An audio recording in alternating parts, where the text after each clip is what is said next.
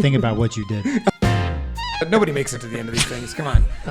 The Broken Agenda Podcast. Sponsored by Laughing Rock Technology. Generation ours, you never talked about politics. Hell, our generation, there's a lot of people that still. Yeah, I mean, it's the generation after us, the guys in their 20s now, men and women in their 20s now, that are obsessed with it. Yeah. But you never talked about it. Like, that was part of, you just assumed it was good.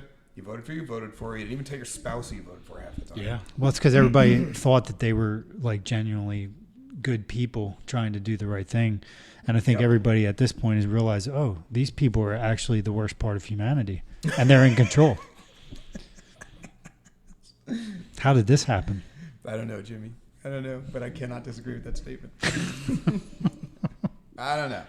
But did I say that out loud? You did, and it was great. Oh, my. And when we find you with no suicide note hanging in your garage, we will reference this episode. If I mysteriously vanish. It won't be mysterious. There'll be photos of Hillary leaving your house. They'll vanish too.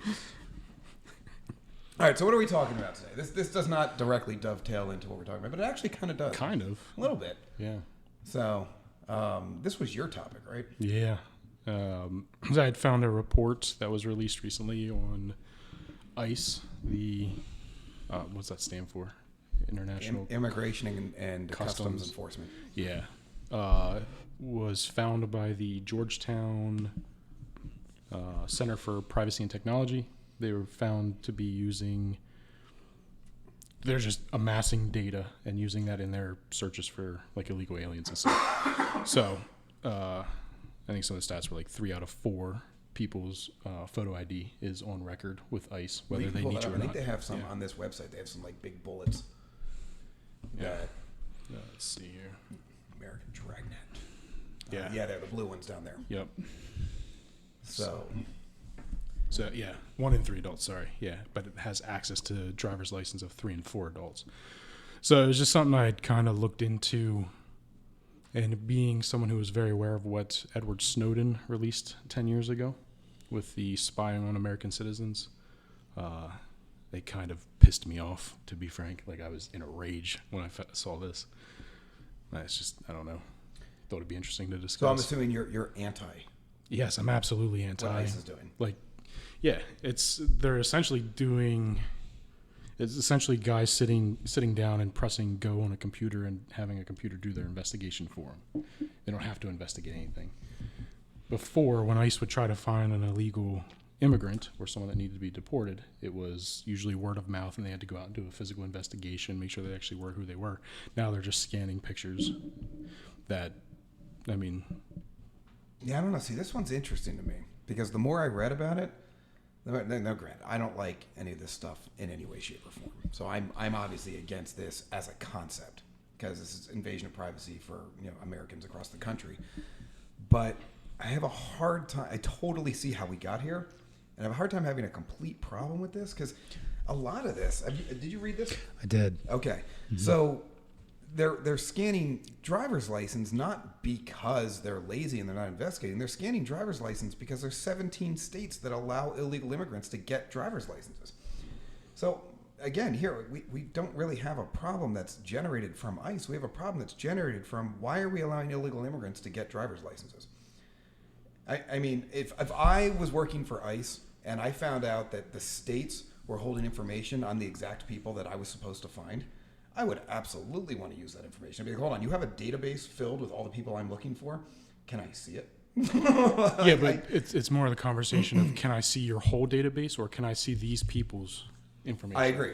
So it's not, and that's different, right? So I know full well when I go get my driver's license photo every year, it's being put into a government database and it's there for reference. Police can pull it up when they pull me over, make sure I am who I am, that kind of stuff. Where the privacy issue comes in is, here's my list of illegal immigrants in this area that I'm trying to find. Show me their driver's license. Do they have a driver's license? Not show me everybody's driver's license and then I can find my guy. Well, they're just doing a data dump. Well, that's they're buying they the are. entire thing. Yeah, they're exactly. Just grabbing the whole thing and then just cross-referencing against everything they've got and letting the computer spit out results. I have a problem with this not because of what they're doing. I have a problem with this because of the massive potential for fraud. Like, and that's my problem with this all the time. Whenever you get this type of collection of data, if you start collecting all of your utility records, and you start collecting all of your driver's license information, and you start collecting tons and tons of photos of individuals, the opportunity to use that fraudulently is massive. But I feel like how ICE got here is more a product of bad policy.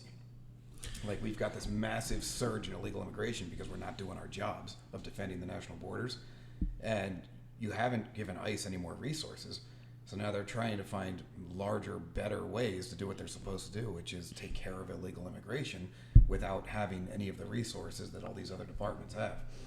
And I don't necessarily blame ICE on this one. I blame the 17 states that are giving away IDs. I blame the utility companies that are allowing people to get access to water and electricity without having any type of proof of citizenship or ID or anything like that. Like, I don't understand why this is happening. Even in this article bugs me because the stuff they talk about is not really solving the problem. They talk about, giving illegals a faster path to immigration, which I don't necessarily agree with that. I'm like, they're illegal. They should not be here. If the fastest path, if you want a faster path to immigration, then streamline our immigration path. Exactly. Yeah. Like, don't just let them walk. Get them in back. and Get them to the back of the line where they belong, And then behind speed the up the people, line. behind the people who are actually legitimately applying for In line for it, citizenship. yes. Absolutely. Like, this is ridiculous to come out here and allow people who have done it the wrong way a faster path to citizenship than the people that are standing in line. I agree. And the only reason that makes sense is if you have your own agenda, an agenda outside of the whole simple fact that, like, you want to enforce the law or uphold the law. Like, it makes absolutely no sense to assist the criminal. I mean, it makes no sense whatsoever. Well, don't they say that's a hate crime now, or not? Is it a hate crime or is it hate speech to call them criminals? Yeah, it's hate speech. Is it hate speech? I think so. Yeah. So, yeah, that's hate speech now. So, like, what I find most crazy about this whole thing is that it's so it's so hypocritical to itself, to what's going on. Like, so I found myself going through, as I read this, on the side of ICE and then not on the side of ICE, and then on the side of ICE and not on the side of ICE. It's the same thing. So it was like, I feel like the entire thing has been it's almost like a stage has been set so if ICE is using data to locate illegal citizens, right? And then a true American person is like, well, that's great. Let's get these illegal citizens out. And then, like, so the governor in California is, passing laws to prevent ICE from being able to do what they do. Yeah, This not- is an not elected. preventing illegal This isn't immigration a. coming into a state. Yeah, this is an elected politician that is intentionally passing laws that is preventing ICE from locating and finding illegal immigrants and deporting them. Well, and that's actually one of the conclusions in the article too. Is the states need to prevent ICE from using this information against illegals. That is not my problem, and I don't think that's Tyler's problem. And I don't want to speak for you, but I think the real problem here is they should be passing laws excluding ICE from being allowed to look at legal citizens' information. Exactly, and that's This kind article's of upside down. yeah. You guys honed in on difference. My whole thing was, I don't like the movement to a centralized government that's been happening over the last 20 some years, probably even more than that. I like a federal government where it's ruled by the states and they're just there kind of to make sure nobody's really fucking up. Well, what is their job? Interstate commerce, national defense. Yep. And is there anything else they're really supposed to do? Make sure our constitutional rights are upheld. Yeah. Our federal constitution rights. I don't think they do any of that anymore. No, actually, they combat all that stuff. They're like anti-everything that they're supposed to do. So that's kind of where I honed in, and just the bigger picture, because I think they even say that ICE goes to private companies to buy data, like tracking I saw that. movements and stuff. Yeah. Which, I mean, I've been on a kick lately of trying to remove as much data of mine as possible, but it's still, in some ways, I chose for that company to have my data. And that's another thing that I found interesting. So basically, they were getting data from they were buying data from government agencies. They were buying them from like the DOV. What were the companies they Right. were buying them from? So people and- know. Let's give them the names. Go ahead, Jimmy. I'm sorry. So they're buying information from the DOV, and then all what at the they bottom. then they say, oh, you can't do that anymore. You're not like, why is the DOV selling information to begin with? That is actually a really good Right? point. Why are they selling information? Now, were they And then- selling it, or were they just giving it as an exchange with the federal government? No, I think they sold it. Were they selling it? Let me see. Where is it? I'm pretty sure it was at the bottom of the main page. Maybe I'm misstating it. It was one of the last points they made was who they were selling to. Sorry. Mix it up. So okay, but so I'll finish why. So okay, so then it's like, no, you can't get information from DOV. Well, then they're like, then they go buy it from private companies. Well, if they So then the DOV if is they selling it to can't a private company, if so they they're buying from that yeah company, if they can't get it from like if they've deemed it, they're not allowed to get it from the DOV. Why can they go get it from a private company? Like, is it not it's like a breach of privacy? Like this, and this is the reason why companies like Facebook are like just despicable. And people should stop using Facebook, because this is what's happening. And these companies, Facebook and Google are making millions of dollars off people's information, and we're just using it because it's free and convenient. And Well, it's not free. That's the price you pay. yeah, The price you you pay is you're free. selling- You you're sell selling your freedom. You're You selling sell your data for a service. You're giving it away, or you're exchanging You're it. I guess you're your exchanging data it. for a service. So I'll give you my. What do you got? I didn't find out exactly who, but here's the data they are tapping into. Stuff like geolocation, healthcare records, housing records, social media How posts. healthcare records not violate HIPAA? Because it's the government. They can do what the hell they want. So it was under. So I found this note under the Bush administration in 2008, permission to access Rhode Island DMV database during the Bush administration. So they started this back in 2003. They started ICE, or ICE was formed. Okay. Now, it's a government. Is it a government agency? ICE? Yeah. Yeah. Okay, it's a government agency, right? And then apparently, like, the states don't even know that these guys are doing what they're doing. So as you read through it, it sounds like the states they're all surprised, like, what are they doing? Why are they able to access this information? So it's a government agency doing things, and then the states are like, this is what I don't even understand what's going on. It's like a free for all. It really is. It's like the federal government, it just has this free for all. They do whatever they want, and then they go and they break laws. Like they should. If really what they're doing was against the law, why are they not shut down? Why were they just said, oh, we're not going to share DOV information with you anymore? I'm going to tell you, from a guy who works in the IT industry, the government is on average 5 to 8 years behind the rest of the world. So they probably, I would be willing to bet your probably sitting U.S. senator has no idea this is going on. And most Well, people that in doesn't government have no surprise idea me. This is going on because they don't understand IT. There's a reason my industry is not regulated. It's really not regulated also because by the time they were able to figure out what we were doing and put regulations on us, we'd be doing something else. Like they can't keep up enough. They rely on insurance companies to implement policies for risk assessment in order to secure networks because they don't know how to do it because they can't keep up. So the government moves far too slow to keep up with the IT world. And I think that's a big part of it. Oh, did you find it? Yeah. Utility providers that have likely participated. AT&T, DirecTV, Verizon, Sprint. And then, so how do you blame these companies You for can't not blame these like, I don't blame these companies for saying, yeah, we'll give the info, Oh, but yeah, why but are you giving them If utilities? the federal government shows Why up and why says aren't you're they giving us saying- information, you have to give it. Well, Yeah, and- but what makes these companies different than Apple, who refuses to give the right, data up? exactly. Remember I was So- saying about how I felt like it was right, and then I felt like it was wrong, and then I felt like it was right. But why can we not use the information we have to find criminals? At what point do we stop? And the problem is the information getting used in the wrong way by the wrong people. It's such a catch-22. Oh, here's a real question then. Do we even have an expectation of privacy in 2022? We haven't had an expectation of privacy since the mid to early 2000s. Since the first Patriot Act was Since passed. Patriot Act. Yeah, I agree. There's the whole secret courts and all that stuff. So, I mean, what would even be an acceptable solution to this? If the expectation of privacy is dead for 2 decades, Well, what we're saying now is know that illegal immigrants have the right to like dodge the system, and I mean that's basically what, in essence, that's what you're saying when you argue this point. Mm-hmm. Well, that's what that. That's article the stance you take. If you're not going to support these companies' right to turn over the information that they have that can help bring the legal immigrants to, justice. It's not like the biggest crime in the world. I mean, they're just trying to get away.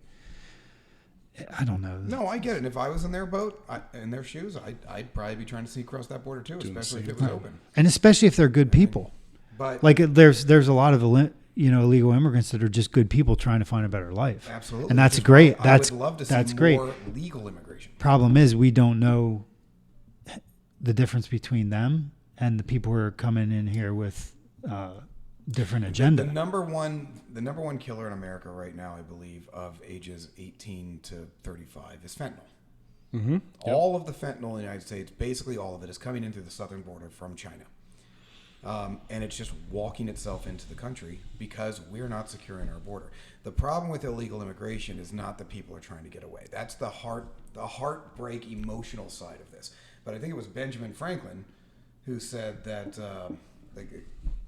decisions are often made in passion, or I'm paraphrasing, but decisions are often made in passion, and she makes terrible decisions.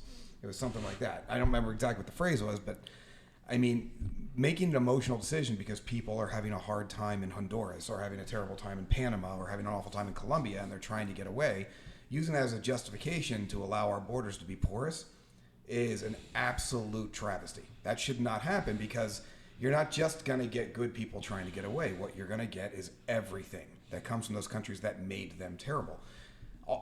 It is not a hard solution. Secure the border, increase legal immigration, make it easier, and make it safe. It's not that hard to do. We've had legal immigration forever. We've actually been pretty good at it at times. But we argue about the wrong stuff. It's just like we're arguing about the wrong stuff on guns. Just like we're arguing about the wrong stuff. We're stuck arguing about the wrong stuff on all of this. And we focus on all the wrong things, and then we're surprised when nothing we do works. And we just keep having the same problems over and over again. So, and there's a lot of people screaming this from the hilltops, saying there's easy solutions to this, but nobody will listen.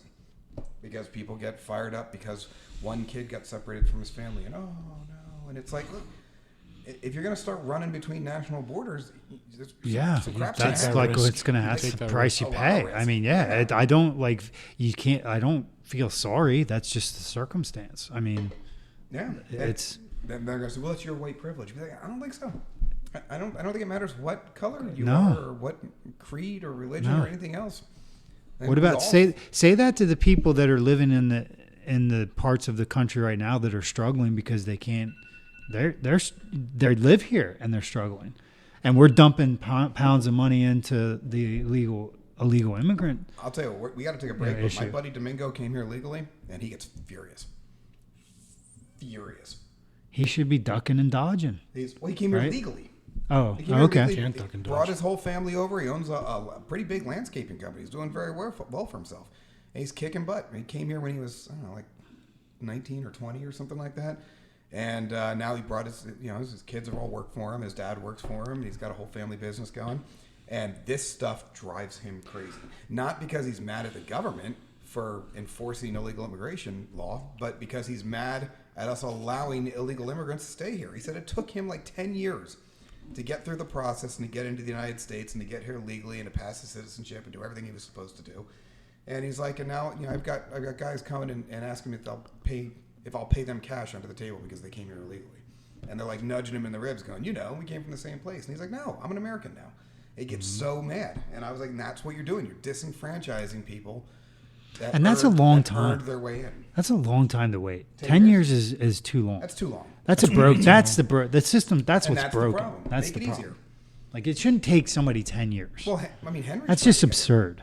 What is it that happens in the immigration process that takes 10 years? Paperwork. We got a guy. We got one of our coworkers lives down in El Salvador, and he works remotely for us. And this dude's awesome. He's been trying to get into the United States for 5 years now. But I also believe that it shouldn't be too easy. Like, right? You shouldn't just Well, it shouldn't just be be oh yeah, come on in. No, you know what I mean? You gotta earn Like it. like if you're gonna work, like just like anything, right? You work to get into the country because like you're showing initiative. You're showing like you're gonna make a positive contribution to society. You're not gonna come here and be a leech. And want to like it's great you're here illegally, right? But then you got to duck and dodge the system. That's the way it works, right? I mean, it's just like if I'm going out to steal, I gotta dodge the cameras. You know what I mean? I gotta try to finagle my way around and not get caught. And when you get caught, don't go crying and complaining. And just because you're here for 10 years illegally doesn't give you any other kind of right. Well, and the other problem is what incentive is there to adapt to existing society? What incentive is there to follow our laws? You have no pride in it. It's like people that rent versus people that own. Like, I've seen people that rent do horrific things to the place they live at because it's not their place. And when they leave, they're like, who cares? If you own it, there's a pride in ownership. And I don't mean just owning property. I mean owning anything. Earning a car. There's a reason I'll never buy my daughter a nice car. Like, she's got to buy her own hoopty. It's going to be her first car. And that thing's going to be a hunk of trash. And that's for a reason, because she's going to earn it. And then when she gets a better car and she earns it, she's going to be proud of it, even if it's a piece of trash. Remember, I was so proud of my Saturn. Holy crap, 'cause I bought that with my own money. It had crank windows. Air conditioner didn't really work. It was stick shift. It had a tricked out door to get into the tiny little back seat. But I bought that. I earned that car.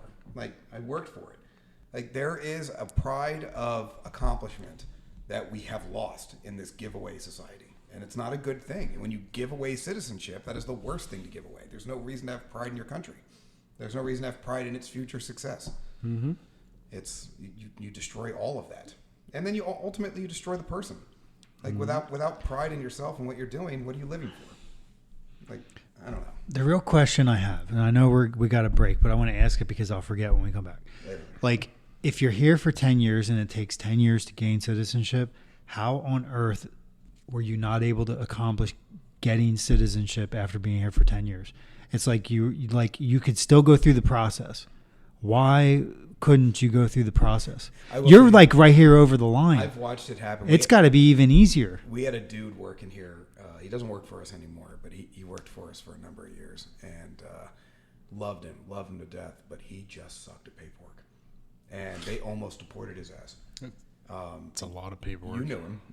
I'm not going to say his name on camera because he might watch this podcast, but it's a lot of paperwork, and you've got to do stuff, and you've got to be timely about it, and it's a lot of responsibility. But yeah, actually, I had to go and speak on his behalf to keep him in the country because they were going to throw him out. They're going to ship him. He had kids here that were born here, so they could stay, but they couldn't stay without their dad because he was the breadwinner. And so you defended the illegal immigrant. Well, he wasn't illegal. He was here on a green card, and he was just terrible at the paperwork, getting into the renewals and everything else. So he kept missing deadlines? He kept missing deadlines, and ultimately his work permit ran out, and he hadn't got finished his citizenship yet, and all this other stuff, and eventually they were like, yeah, you got to go. Like, you didn't do the paperwork to stay longer, and you didn't finish your citizenship to make it official, and now you're in no man's land. And I'm like, dude, what are you doing? But I think it's a lot of it. Like, they're busy.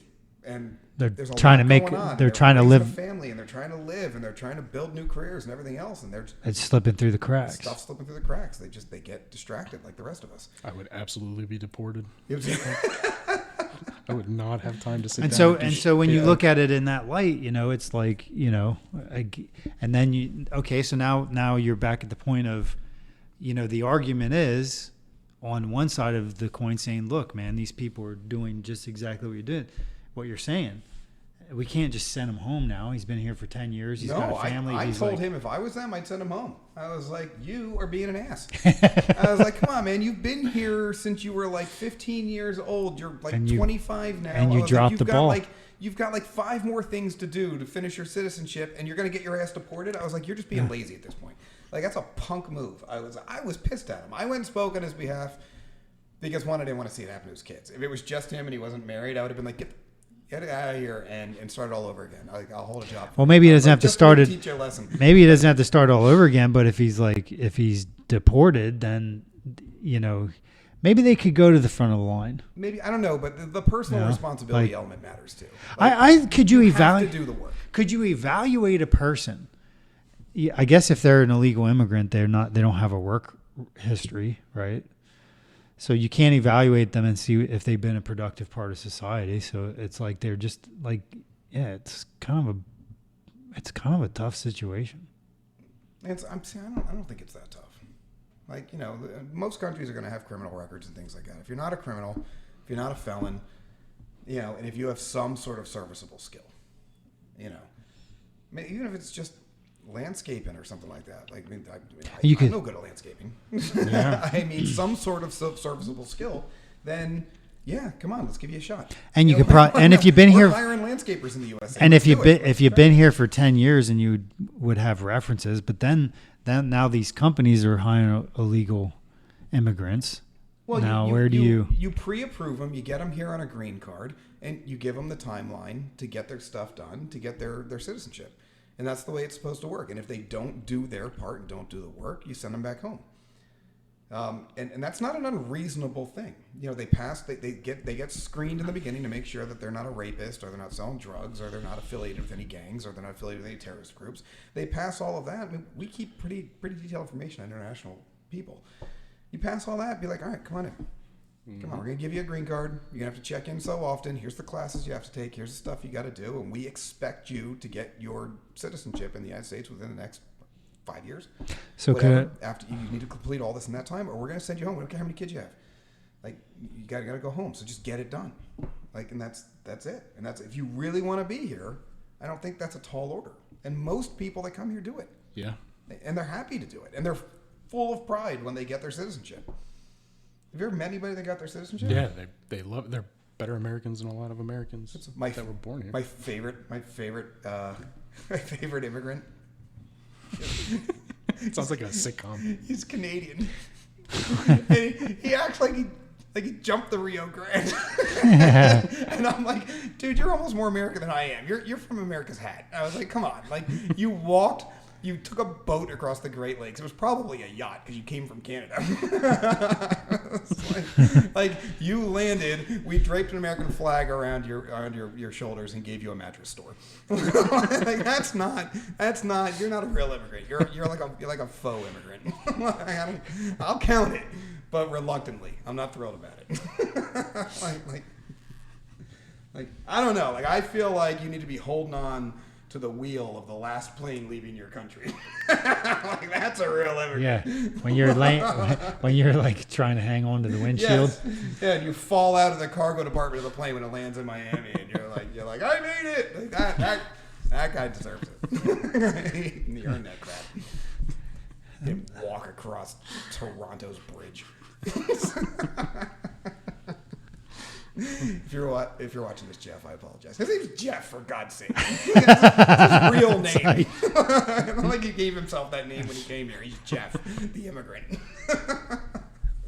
All right, we got to take this break. We'll be right back. The only incident that I think is possible. So you think you may have fingerprints somewhere? I know I don't. You think you might? I don't know. And you think you might? Oh, I have them from the military. Yeah, you Because definitely you have the military. Yeah, they've probably got a full DNA map on you. Yeah. So. Yeah, I don't want my fingerprints on file. Pricks.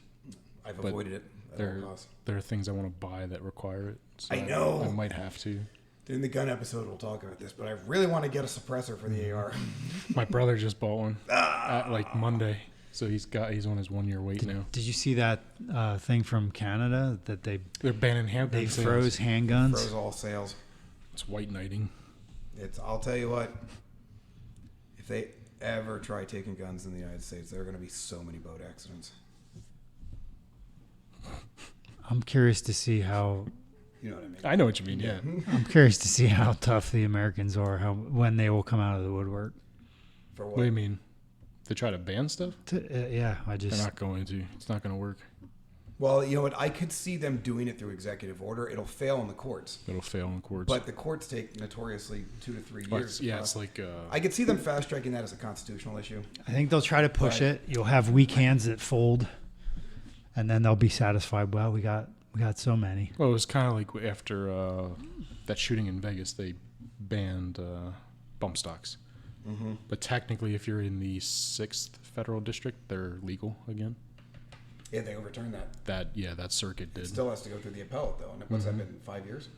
I think it's been like 2 or 3. That was 2018, wasn't it? So that's 4. 3.5. Yeah, 3.5. 3.5 years. Since they overturned it, yeah. Since they returned, but it's still going through appellate to get to the So rest there's of the still country. time, yeah. So they could do a confiscation program, and it's very realistic that it could be 5 years before you could even request to get your guns back. Which you'll never get back because You'll never get they'll back. destroy them. They'll melt it down. Yeah, which is why mine are constantly floating on a boat in the middle of a lake that it's any given moment that boat could go down. I don't own firearms. It's, so. I mean, me neither.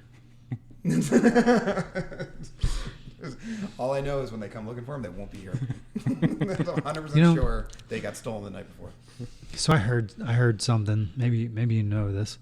So the Washington D.C. is actually not part of the United States. Right. Yeah, it's a district. So if that's the case, any law that they pass there legitimate?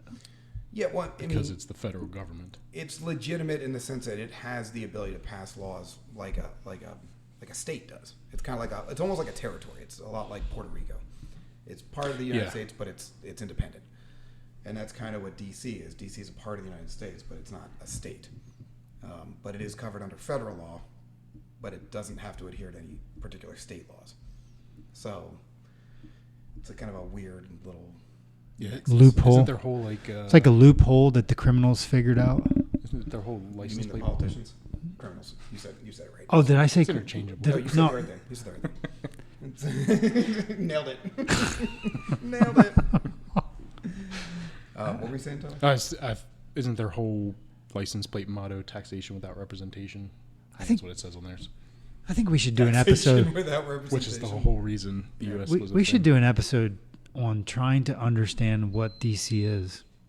What We DC should find is. up all. We should find all the. I know what it is. We should find What are you all the talking about? information we can about Washington D.C. And It's actually a series of underground cabals. Yeah, Where that's world what I mean. powers meet to. It's mostly the stonemasons. Yeah, it is Freemasons. But Yeah, the Illuminati's in there too. that's what I mean. I think we should do That's it. like 37th. We ought to do an Freemasons. episode on that.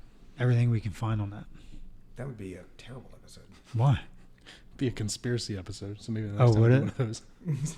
Well, if it goes that route, I mean, if we start going stonemasons and cabals, then yeah, I mean that's. But if we're just going to talk about Washington D.C., it's going to be like the History Channel. Really boring. It's really boring. It's not that exciting. Although the one cool thing about D.C. is the amount of power the mayor has is disturbing. Yeah. I mean, the mayor of D.C. is basically a governor, He's governor. of a really tiny Yep. state, and notoriously terrible mayors, like historically. Wasn't there one that got pulled over with a prostitute and cocaine? Yes. And they're just like, oh, see ya. Yeah. It's That was like 5-10 years ago. mayor, governor, sir. By all means, take your prostitutes and hookers. Did I ever tell you guys Cocaine. about my field trip in 7th, 8th grade Does it to have to do Washington with D.C.? hookers and cocaine? No. See, that's what sparked the memory. Let me tell you about my time with hookers and cocaine. No, we did a field trip to Washington D.C. and we were in the elevator. I think we were in the museum. The museum? Yeah, isn't there a museum in D.C.? No, Jesus there's Christ. there's which museum? There's, Give me a break. It's, I was 7th and it's 8th nothing grade. but museums. There's a whole section of the city just museums. Yeah, the Smithsonian is actually Smithsonian. I think we were in. 4 or 5 Well, I think Smithsonian's like I think we were 7. in the Smithsonian. Yeah. I don't remember which Natural building we were in. Natural history. There's There's now a Native American history. That's right. One. There's the. I'm thinking we were in the Smithsonian, but I can't remember. Okay, so I parts- was 7th or 8th grade. Okay. Give me a break. Anyway, so it was me and this other kid, and he says to That's why me, America's doomed. he says to me, he's like, watch this. I used to do this at camp or something. And he hits the emergency stop. And the whole elevator stops. And this alarm starts going off. And he's panicking, like freaking out. And I'm standing against the wall. It's just me and him in the elevator. And he's like, the phone rings and he grabs the phone, he picks up, hello, can you help us? Right? And they're like, and they're talking or whatever. He's like a nervous wreck. And I guess they told him, push the button, pull the button, push the button. I don't remember. Pull it, yeah. I don't remember what happened. But anyway, he hits the button. The elevator starts moving. He hangs up the phone. We're like, whoa. So we get down to the bottom and we come out and there's this like our whole class, our teachers, like security guards, all standing around the elevator. And I don't remember much after that, but I know that was a spooky moment. It was great. He got in big trouble. I was just like the innocent guy. They pulled him aside, you know. You know what I want to do? Like, I want to make an episode of this where we take Jimmy to Washington, D.C. I think that'd be fun. Jimmy goes to Washington, D.C. and we'll have Hugo cut it all together, and we'll just take him through we'll take him into the National Archives and watch him, I don't know what Jimmy would do in the National Archives, but whatever he's going to do. I'm sure he'll probably, bang a stuffed buffalo in the Natural History Museum, climb into the Apollo capsule. He'll probably play Spy vs. Spy in the Fondling the mannequins. He'll steal some shoes from the Holocaust Museum. Oh, Jesus. Too dark. Is that too? It's Jimmy. It's totally likely. they'll probably research me before we do. If we're going to bring a film crew with, they'll research us and they'll see our podcast. I'm just going to put a GoPro on you. Oh, let's let this thing happen. well, let's do We'll it. give you a helmet. I'll go to A DC. special ed helmet with a GoPro on it. Let's do it. I'll do it. We'll just send you through DC. I think you're all talk. I envision this picture of Jimmy in the Oval Office bathroom, like looking surprised when we open the door. Sitting on the toilet. I'll be like smearing it on the wall. Jimmy. So, Jimmy Writing goes my to name DC. on the wall. I gotta be great. Anyway, so we did have a topic though. Let's get us back on track here. Well, we talked about ICE. We didn't even get into all the other data mining going on in the government. I mean, we didn't talk about the NSA. We didn't talk about the CIA. We didn't talk about any of them. They've all been in. Well, Snowden was NSA. Mm-hmm. And the CIA's had a couple of big stories recently that broke where they were inappropriately spying on Americans. Yep. We've just completely ignored FISA warrants over the last 10 years. We don't even do it anymore. We just do whatever we want. Mm-hmm. Illegal wiretapping has been happening pretty regularly. Yep. And you know what blows my mind about all this stuff? And they're all big stories. Nobody cares. Well, I think that's always been my problem. I remember when Snowden's files started being released and how like blown away I was, and I tried to talk to people like, it doesn't apply to me. I don't do anything wrong. Like, yeah, it does apply to you. It's your data. Well, it's just the metadata. Yeah, but do you know what metadata tells you? Like, it tells you your exact location and all this other stuff and how long the conversation happened. It'll matter when they pick you up and they stand you in front of the furnace and want to throw you and your kid in there. Mm-hmm. Jesus. I mean, yeah. And then you're like, it didn't matter. I didn't think it mattered. Not saying it's going to come to that. Well, who was it that was selling data for January? Was it U.S. Bank? Weren't they providing data on Americans that were in D.C., in and around D.C. on January 6th? I think so. Yep. For the protests? Mm-hmm. Yeah, that was crazy. Was it U.S. Bank or was it Bank of America? Bank of America. Bank of America, yeah. that's who it was. Yeah, I mean, so they've even got, I mean, they're tapped into all the major. Was that ICE? Apple refused to give them info. But Google freely gives them info. Well, yeah, and see, Google is a big case because they used to be anti that stuff, and they always had what's called a warrant canary in their terms and conditions. Which, do you know what that is? Warrant canary? No, I've never heard that term. It's a term that a lot of tech companies use. Like, they had certain language in their terms and conditions that was basically a signal, like, if this is no longer there, then we've been compromised type deal. Okay. And Google, I forget what theirs was. I think it was always the "Don't be evil" or something like that. That was their in theirs. tagline. That was their tagline, but I think there was something in theirs, and they dropped their warrant canary around, I don't know, like 2012 or something like that, because they were implicated in a lot of the data sharing and stuff with the government. I mean, what are these companies supposed to do? Like when the government approaches them? So a lot of the big software companies, they're sort of under the. It's like standing with somebody with your gun to your head, telling them to give you your. No, wallet. I don't think it is. I think it's different than that because you've got companies that say no. Apple is a Apple big one. Apple famously said no. They said yes for a while and then they finally changed their mind and said no. Yeah. I think what happens is when you're a company that size, it's not about money anymore. I mean, when you're talking hundreds of billions, if not trillions of dollars in total assets, money's not really the thing you're looking at. Now you're looking more at influence. How do I make sure that laws and policies favor me over potential competitors?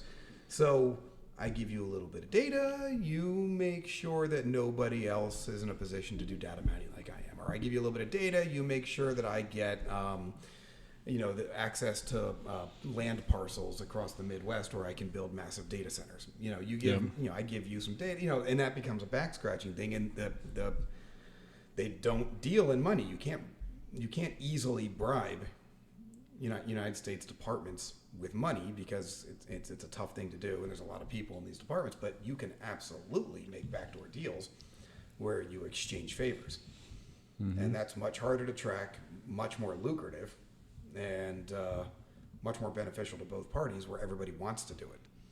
And I think that's what it is. And they go to Google and they're like, hey, look, we're not going to bust you up as a monopoly if you share all of your monopolistic advantages with us.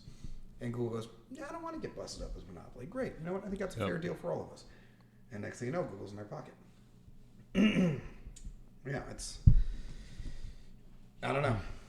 There's some really cool pieces of legislation. So basically they blackmail them. I mean, in a to some extent, there are contracts involved. A lot of like the big software companies, Google especially, they try to get the government contracts. But then at the same time, the politician is blackmailing the company. The politician is breaking the law. Yep. Well, it's not a singular politician. Like, it's not like the old days where this is a senator doing it. Well, yeah, they formed this special group that's and then no one's name's behind it. Representative Republic anymore. We are in a what's the term I'm looking for? We're in an administrative state. Which, if we don't reverse this, administrative states are bad. But essentially, the State Department does not have elected officials. They're appointed. They can't be voted out. And they have autonomy to do whatever they want. The FDA is in the same boat. The FCC is in the same boat. So you could use any one of these agencies.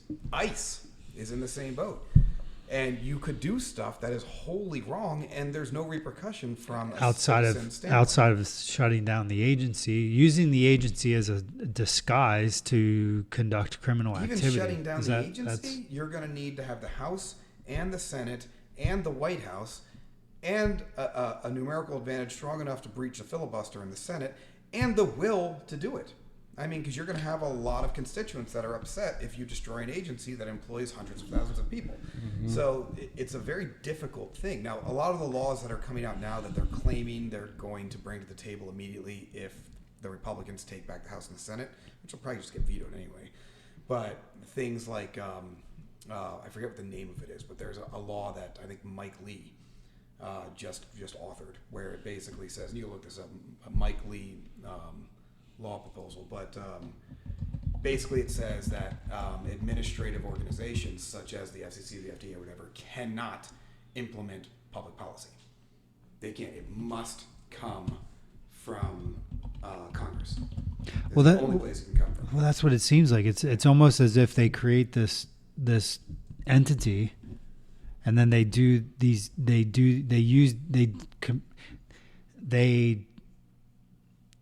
activities through these entities that they know are illegal. Yeah, but if they do it through the entity, then there's no repercussions. Right. Yeah, well, weak politicians love it because they have somebody to blame. So if something goes horribly wrong, like with the COVID response, nobody was yelling at the senator from Pennsylvania about the COVID response, or not nearly as many people as were yelling at the FDA and the Centers for Disease Control. So there's two agencies that are not elected that were taking all the heat.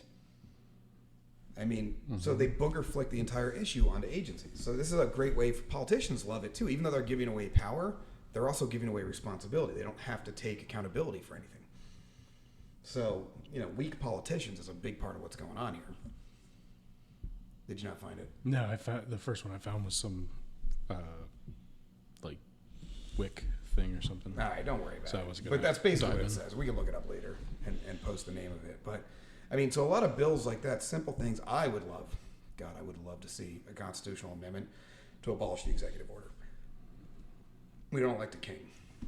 Yeah, no. I don't even understand why executive orders exist. I mean, and that was the whole point. Like, when I'm talking about D.C., there's a statue of George Washington handing over the sword, which was his big thing. They wanted him to be king. Yes. But he chose, refused. He said no. We just fought a war to get rid of kings. Yeah.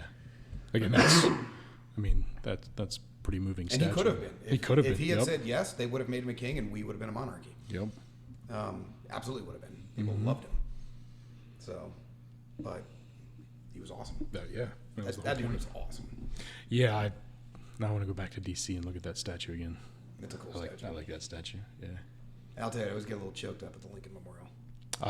I love going through DC just for some of that like historical stuff, like the thought and the seeing the like one of the original constitutions and stuff. Yeah, it's pretty. I love the archives. Yeah, and I'm trying to remember. It's been probably 10 years since I've been down, but They go to the U.S. Archives website. I want to see if they took it down. So about a year and a half ago, I don't know if you saw this, but the U.S. Archives put up a disclaimer on their website. Yeah, National Archives. They put up a disclaimer. Oh, nope, coronavirus information. Oh, so apparently they only do what's hip. So about a year and a half ago, the National Archives put up a disclaimer saying that some of the content. Oh wait, if you go into America's Founding Documents, it might be there. this one here. Yeah. They took it. I actually sent them an email saying, "What is wrong with you?"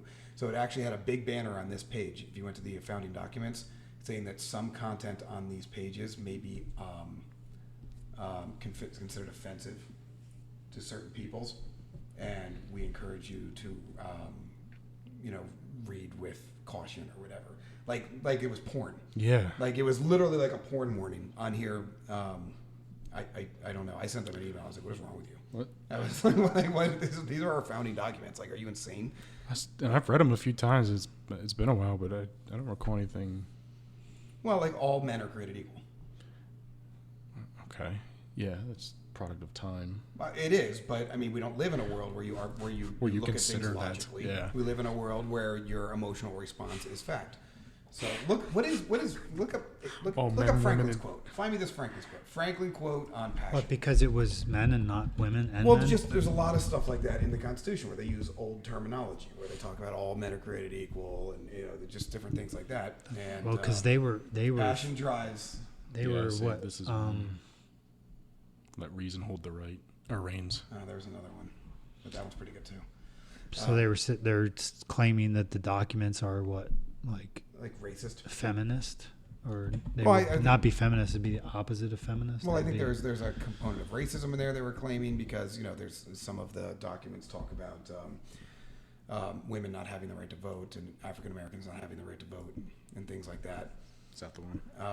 Passion governs. Yeah, that's and kind she of- Yes, governs passion wisely. governs, and she never governs wisely. And the whole idea behind that quote was when there's a hot issue like a school shooting, never make decisions. Mm-hmm. There's a reason why I have this argument with people all the time. There's a reason why the justice system is so slow. It's designed to be slow. People are like, I don't understand why we can't. But how many times does a story come out and within a day everybody knows everything? Yep. And then 2 years later, the court case finally wraps up and the person's found innocent. That And makes a people lot of riot. sense. But the reason why is because immediately you don't have all the facts. You make a snap decision. You assume you're right because we're all arrogant bastards.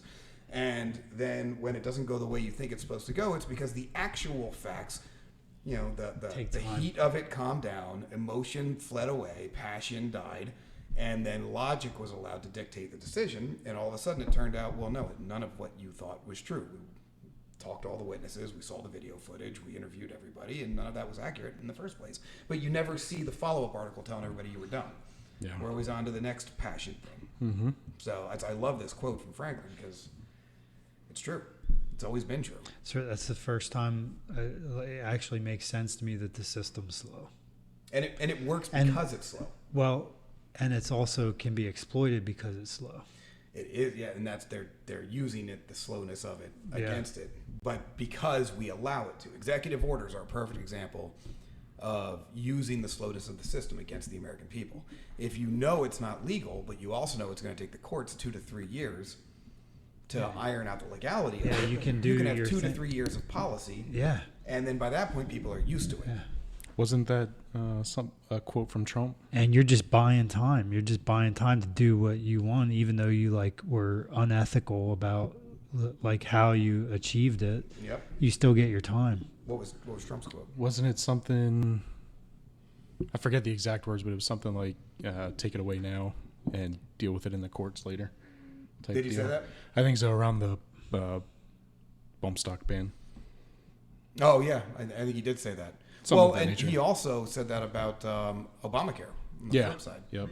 He was like, "We'll cut the legs out from under it and let the courts fight it out." Yeah. Because he was like, "This was wrong in the first place, in my opinion." But again, I don't agree with any of his executive actions either, because I don't think presidents should be able to have, except in wartime, with a declaration of war, and we're at war.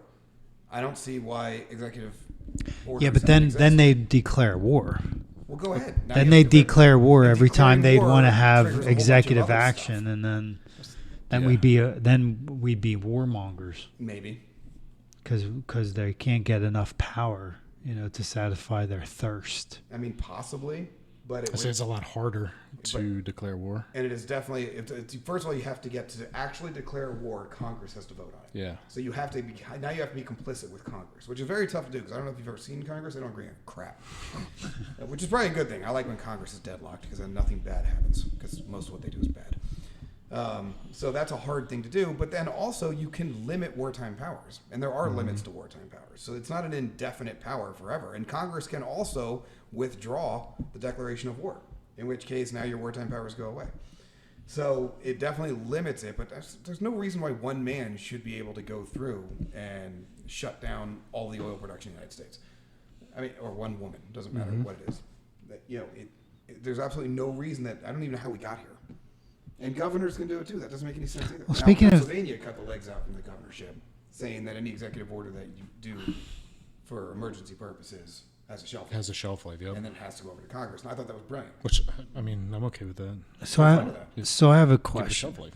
I have a question. Which and would I- even work at a national level. It may take us off topic, but one of the 15 biggest thing seconds. that annoys me is these paperclip bills. Like when they pass a bill and then they can attach all this other Oh, the crap to riders. it. Riders. Like, Yep. how is that legal? It shouldn't be. It should. The problem is most bills would never pass on their own merit.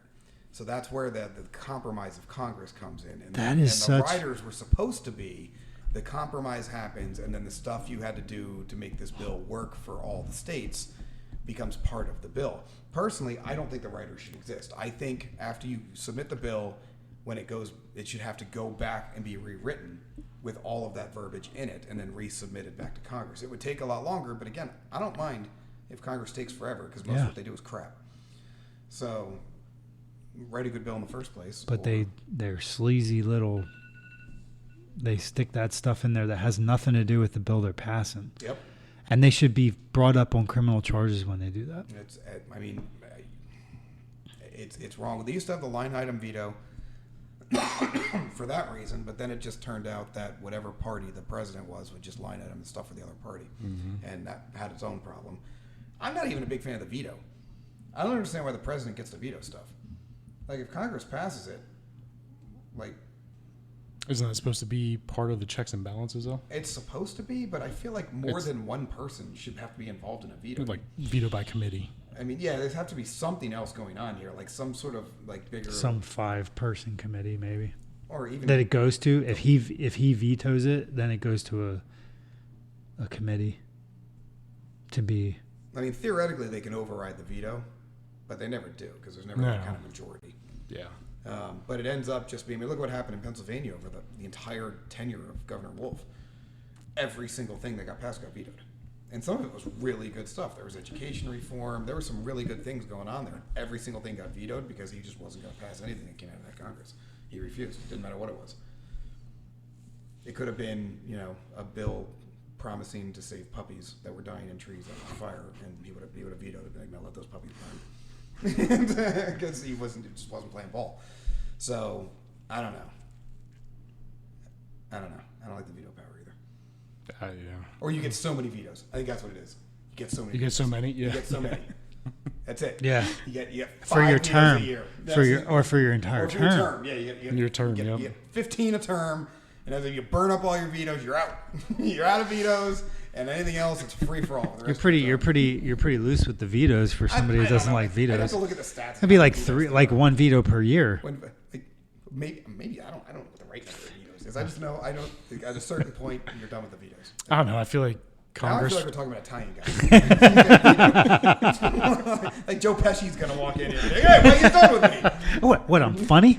How am I funny? Dude, it's cool. We're at a bar. I don't know. I say Balanced Budget Act and the constitutional amendment getting rid of the executive order. Solves a lot of problems. Yeah. I mean, I don't like government in general, so. You know, I have a closing comment. You know what? It's a good time because we're out of time, so go ahead and close it up.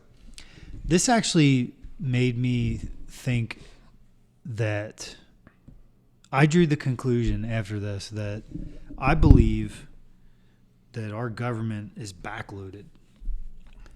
I think that 49% of the politicians are voted in by the people, and 51% on both sides are injected in by the powers that be. So they always control it from the backside. When you are creating entities that are breaking laws, and then you create an entity that does things that are countering immigrants to come into the States, then you fly your borders open. It's like, it's such a, it just, none of it really makes sense. The only thing to me after reading this and having, it's like a play on emotions when I go through this, what they're doing. It's like they're using the fact that I'm an American, you know, that a homegrown American would want illegal immigration to be brought under control, but they're using that to convince a homegrown American. What is that? That's my new term, whatever it is. If it makes sense. I don't know. I don't know what you said. Yeah. Well, cause I was born here. I don't know. I wanted it all for a minute. Versus like, you know, trying to come in from another country. But so I support it in the fact that I think immigrants should go through a legal process, but I also don't like the fact that this entity, they're gathering information on everybody, which ultimately is an invasion of privacy. But they're using something that I would believe in order to pass something I don't believe in. So it's almost like the whole situation is just, you know, it's a catch-22 no matter how you look at it. Because even to support it, you're screwing yourself. So wait, and to not support it, you're screwing yourself. Just to be clear before we sign off, the conclusion you came to was that you came to no conclusion. The conclusion I came to. Did I hear that right? That's what I got too. Okay, I was trying to figure out if I was The right. conclusion I came to is that our government is back end loaded. So I believe that some group entity owns 51% of all the candidates on both sides. Jesus Christ. Right? And then the people vote for 49% of the candidates on both sides. And so really, ultimately, the people never. Well, I believe it because I voted for Jimmy Never. and he didn't get in. Never. So, but I think I always vote for Jimmy. 49% of the For every politicians position. are good politicians. 51% are just part of the crew. I say we find an open position in Jimmy's town and put together a write-in campaign. Don't tell him. Just put together a write-in campaign and get him elected. I'm not getting elected. Oh, you'll get elected. I won't get elected. I'm dude. super good at writing campaigns. No. Can we like register? Because the Libertarian Party reaches out to me all the time. There's no I will positioning dude. You in know how my much borough. bad dirt they will get on me. They won't know. Yeah, they We're will. gonna find an open. There's open positions all the time. I won't be a good politician. No, you'll be awful. That's why I want you in there. I want you in there Uncontested. just ramming it up. I just want you making scenes at all the meetings. I mean that I could I want you a do. little hostile that your buddy Craig did this to you too. Like, why did you put me in this position? He's such a jerk. Like, I want to hear that come out a few times because I'll giggle in the back. Just feel like it'd be a fun prank. I mean, not fun for your constituents. They're in for a rough 4 years. But for me, I have a hard fun time for me. believing everybody's bad. I know that there are some Everybody good. is not bad. Don't go to th- negative. there are a lot of good people that are trying to do good for the country. The problem is they're outnumbered. No, they're not. No, they're not. No, they're not. The majority. Is No, probably I'd say you've more got that way. 15% of the population is really 30, 15 on the far extreme on either side. And they're about even. Like, they all want to think the other side's bigger than it is. But you got 15 on one side and 15 on the other side, and they never shut the F up. All 15% on both sides run their mouth 24/7, and you want to put your fist in all of them. And the other 70 is like, man, I just want to raise my kids and stop doing stupid stuff. Like, don't make me get involved. I don't want to do it. But that's what you're seeing right now. You're seeing the 70% rising up and getting involved. And they're saying, you know what? I don't want to do this.